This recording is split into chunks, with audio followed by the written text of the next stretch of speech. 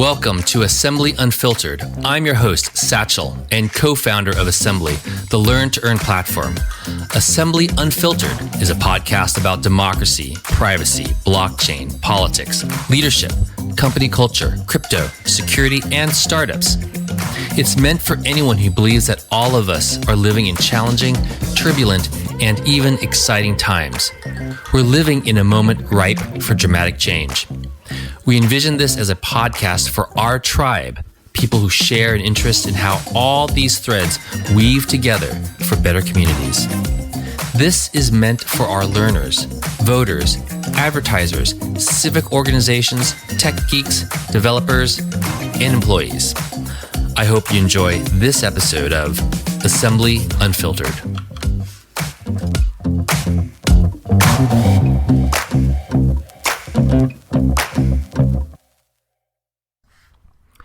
All right, welcome to today's episode of Assembly Unfiltered. Today's topic is persuading voters by teaching backwards. So this is a slightly different one. We're going to talk about the art of persuasion. Persuasion is 50% in politics, right? A lot of it is persuading voters to vote a certain way, voting for your colleagues to vote with you. Doing so effectively currently has been lost with the very divisive and emotional campaigns. We see so much about it. We have our series on it in terms of a lot of misinformation and micro-targeting. But a political campaign, ultimately, if they can really capture the voter's mind brief enough and tap into what I call a learning mindset, things can change. Instead of just beating on them over and over a message, they're actually engaging and being persuaded. But to do this requires a new form of engaging with voters. But once it can be used, it can be deployed throughout the campaign. And people may say they're already doing this, but it's a very slight change, a very nuanced approach to how messages are marketed. So I'm going to talk about framing it as teaching, which most people don't really think about. I think it has to do with a lot of the media that's being used. Everything is interrupt driven, has to be very entertaining, and it has to grab their attention when that's not what they actually want to do. But if you can get the audience in the mindset of they want to actually learn something, teaching is a very powerful metaphor for this form of persuasion. Teaching actually shapes beliefs. Just look at any child going through school, or for that matter, anyone going through college. A lot of the teaching is actually shaping beliefs. The experience for those who are actually going through this process of learning is positive. You feel something when you've actually learned something. That's very different from you've been interrupted doing something that you intended to do, and perhaps it was wasting time on social media, but now you're wasting time further looking at ads. That actually has a negative effect on people's emotions and feeling. When a belief has been well constructed, as it can be through a teaching modality, it's actually more persuasive, versus awareness is just who had the loudest message, the biggest impression, be right before they make a decision. And then when someone's actually been taught, they're likely more able and willing to share that knowledge, because doing so actually increases their sense of status. They actually have information and can engage in a short conversation, or it's something that doesn't embarrass them when they share. So thinking about persuasion as a form of teaching is actually very valuable. And in fact, that is an underlying psychology behind why we think a learn to earn protocol is so effective. But how does someone start? Let's say you just want to take this approach. So I would say we start backwards. So it's teaching backwards. So here, it's actually trying to think, what are the three core beliefs, such that if someone believed them, they would then agree with your side. That seems like you're already doing that, and maybe you are, but sometimes I've found when I look at ads, they don't actually really do that. They don't get to a point of a belief. They're simply just stating a fact or restating over and over why they're right and another person's wrong. And it's very, very nuanced. So we're trying to use this example of, let's say we have a Proposition A, where if you vote yes, you're making air free again. Now, what would it be to make air free again? You might want to start thinking about in the nature of this campaign. Well, it might be, we want to make the case that it's healthy, or that paid for air that's expensive is worse than free air, or the act of having free air provides other benefits like improving the planet. So those start with like key beliefs and statements. And again, often those are part of an existing campaign, but we're really working backwards from how we actually teach in a short module. Now, the second one is you want to surround those with the counterpoints. What are things that commonly people hear that you want to dispel, that if somebody continues to believe those points, they won't be on your side? And so part of it is really appealing to needs, desires, and logic to understand why those counterparts are not true and in fact are false. So they might be, some people might believe, well, free air is polluted. And then you can just state that's a false statement, but you have to then back up that claim. So you want to kind of like line those up and then think about how that would look in a quiz format.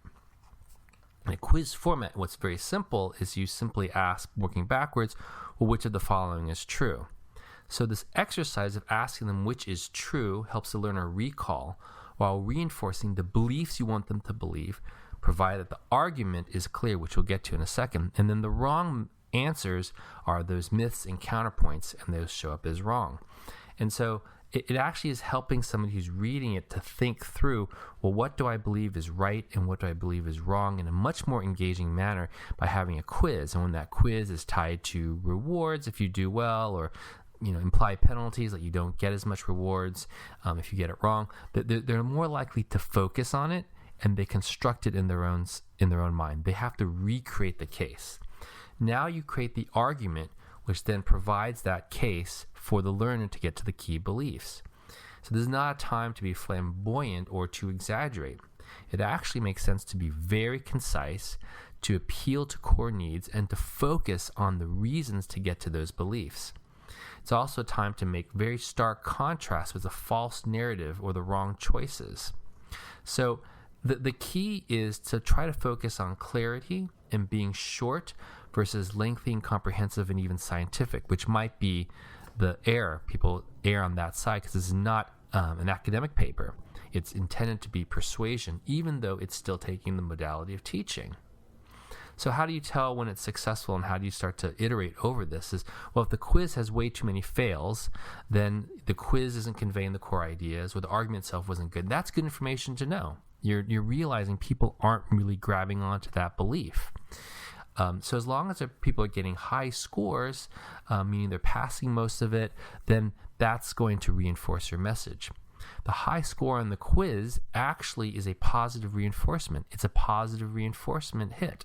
It's a dopamine hit when someone feels that they have been rewarded for doing something. They sense that they've actually learned something. They feel smarter because it hasn't been an entertainment-driven content. It's actually designed to help them learn. And they can also increase their status by sharing.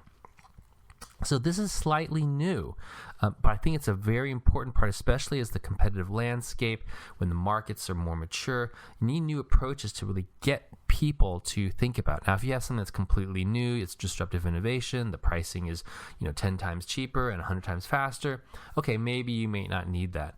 But oftentimes it's better differentiation, particularly when the form of campaigns is really important. But it can also extend to brands and other verticals. So what's interesting is there's often two extremes that we see in politics, particularly around referendums or issue campaigns. One is they just focus on raw awareness, mass reach, and they just keep drowning out the same message, yes on A, make free air again. And they just keep hammering it home and hope that people just, at the time they have to vote, recall something about yes on A, make air free again, and they vote for it. And then the other extreme is just a really in-depth explanation, which you sometimes see with issue groups, issue campaigns. And there's lots of detail. There are often policy wonks that go way into detail. It's hard to understand. It confuses people. And if somebody's actually confused, they will just leave it blank.